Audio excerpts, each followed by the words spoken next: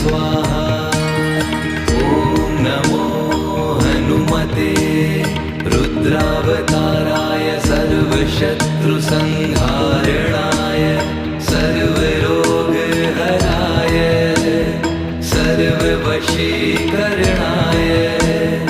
रामदूताय स्वाहा। ॐ नमो हनुमते रुद्रावताराय सर्वशत्रुसंहारणाय सर्वरोगहराय सर्ववशीकरणाय